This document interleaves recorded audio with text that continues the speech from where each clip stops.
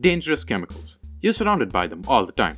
Things like Windex, detergent, and decorative soap all fall into the category of things that look really tasty but would definitely kill you. So why aren't we all dying from gulping down mouthfuls of bleach every day? I wish the answer was common sense, but that's really thanks to scientists and the government for figuring out what kills us and making sure we know it. But that wasn't always the case. For most of history, people could just throw together whatever chemicals they wanted to and claim that it cured whatever disease was going on back then with no repercussions.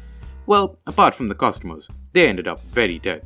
Things like regulations and warning labels weren't invented yet, and companies sure as hell weren't going to lose out on profits over minor issues like public health and safety, so people ended up using a lot of stuff in their daily life that we later found out was slowly killing. So without further ado, let's talk about the deadliest chemicals we used every single day. Also, before the video starts, we're really close to hitting 2,000 subscribers, so if you're new here, please consider subscribing so you can help the channel out. Anyway, back to the video. The first chemical on our list is radium.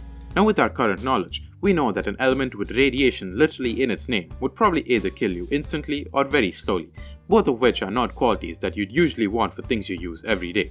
But this was the early 1900s, when the number of cities destroyed by atom bombs was still zero and companies were eager to capitalize on all the latest discoveries. And so, when scientists first discovered this wacky new rock that glowed in the dark, they took that shit straight to the market. Obviously, the glow in the dark part was emphasized pretty heavily. I mean, it's a fucking rock that makes light. How cool is that? Does it have any side effects? Fuck if I know, but it makes a cool ass nightlight, so does it really matter? Paint containing radium was slathered onto pretty much every product out there, from toys to nightlights to watches and clocks and everything in between, all while the negative effects of radium were completely unknown.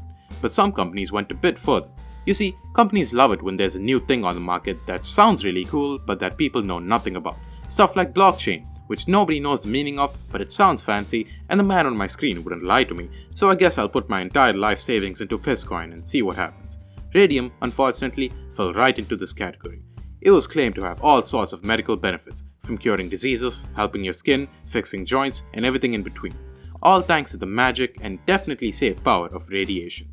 We had stuff like radioactive toothpaste, which was apparently so in demand that German scientists in France during World War II stole a bunch of radioactive materials. British spies thought that they were doing this to make an atomic bomb, a reasonable guess in the middle of an international conflict. But nope, those scientists just want to make some more radioactive toothpaste. There was also radium buckets, which gave all the water you poured in it a slight hint of terminal cancer. Drinking this water was apparently supposed to cure arthritis, remove wrinkles, and reverse aging, which is especially ironic because, again, this is literal cancer water. As a certain Eben Byers found out the hard way in 1931. He was an athlete who heavily promoted an energy drink called Radium, which was basically just radioactive water. He apparently drank 3 bottles of this stuff every day for years, until he eventually woke up to a jaw-dropping surprise. No, really, his jaw had literally rotted away and dropped to the floor because of radiation poisoning. You probably shouldn't look it up, but if you do, don't say I didn't warn you. In a similar vein, we also have radioactive skin creams, which also claim to make you look younger. And these were before the days of Viagra, so companies also decided to jump onto that market. The same guy who made Radium also made Radio Endocrinator, which is apparently a card coated in radium that you wore in your pants at night. Coincidentally, the creator of these two products died in 1949, of bladder cancer. I'm sure it's completely unrelated. Now after the athlete died, public perception of radium was starting to go down a little. What really made radium lose its shine completely was a lawsuit from 5 factory workers known as the Radium Girls.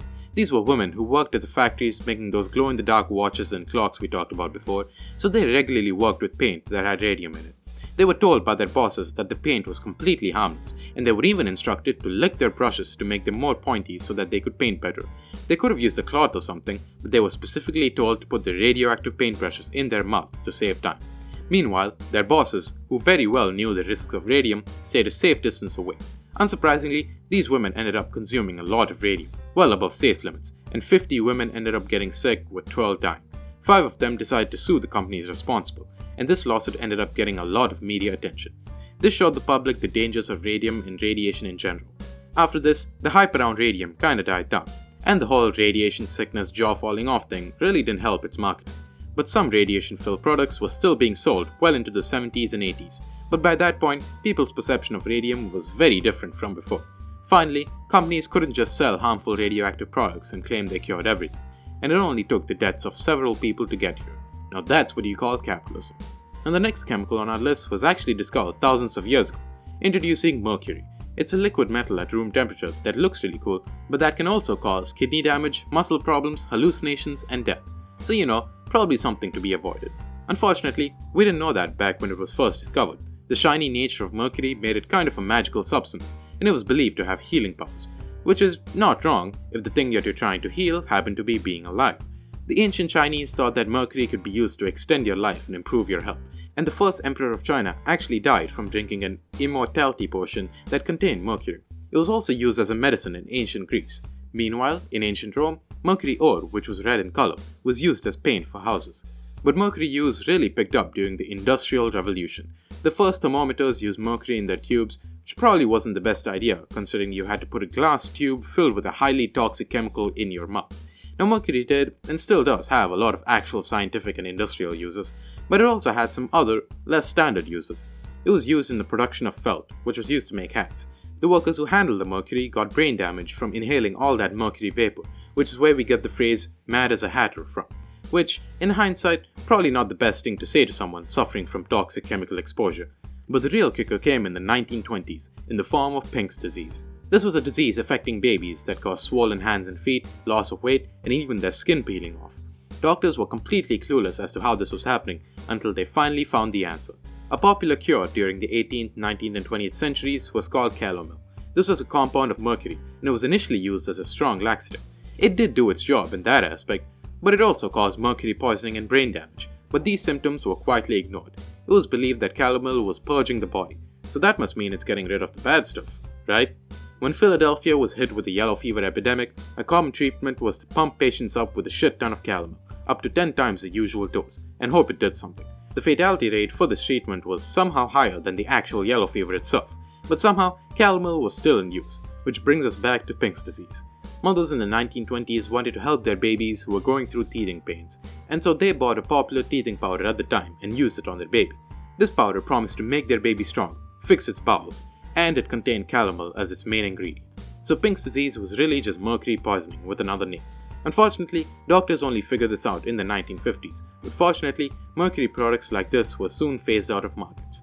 These days, the only people you see complaining about mercury are the ones who think vaccines contain microchips and Bill Gates is the Antichrist. Now the next chemical on our list is probably one you've heard of a lot, introducing CFCs. Now the last few chemicals were deadly because they cause harm to the people who use them, but this one is a bit more long-term in its deadliness. CFCs stand for chlorofluorocarbons, and they were first created in the 1890s by a Belgian scientist. Now the unique thing about CFCs was that they were not toxic, to humans at least, not flammable, and they could easily be converted between a liquid and a gas, so they had a low boiling point. They really started to pick up steam in the 1920s though, mainly due to a guy named Thomas Midgley. At the time, things like fridges used gases inside them, and these gases were things like ammonia or sulfur dioxide. Great for cooling stuff, but probably not something you'd want large quantities of in your household. The gases that went into fridges needed to be non-toxic, non-flammable, and have a low boiling point, which just so happened to be the qualities that CFCs had. In short, it was a miracle product, and what could possibly go wrong with that? But to be fair, for the first few decades, it really was a miracle product. Aside from refrigerators, it was used in fire extinguishers in computer facilities, military ships, planes and vehicles, and also in spray cans. Because it had a low boiling point, it could be stored as a liquid in the can and released as a gas. In a few short years, tons of CFCs were being used and released into the atmosphere. But that all changed in 1985. You guys remember the ozone layer? You know, the thing that protects us from UV rays and skin cancer? Yeah, it's kind of a big deal. Well, a group of British scientists in 1985 discovered a massive hole in the ozone layer right above Antarctica. Now this was a pretty big deal for multiple reasons, mainly because big fuck-off cancer holes don't just appear out of nowhere. Scientists realized that it was all those CFCs released into the air that caused the hole. CFCs are normally unreactive, but when they're in the upper atmosphere, they get hit with UV rays, which separates the chlorine from the rest of the molecule. Unfortunately, chlorine is very reactive.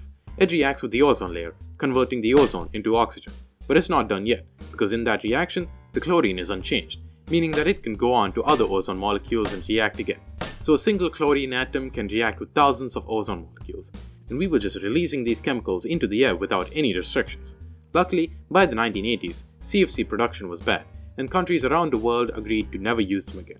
It's pretty surprising how fast everyone acted around this problem, probably because a fucking hole in the atmosphere sounds a lot more serious than the Earth getting a little warm. At the end of the day, this was probably the biggest success humanity has had in terms of saving the environment. Let's just hope that it's not the last. So yeah, those are some deadly chemicals that we used to use every day. Like the video if you liked it, subscribe, hit the bell, leave a comment, and watch another video by clicking right here. I'll see you guys later.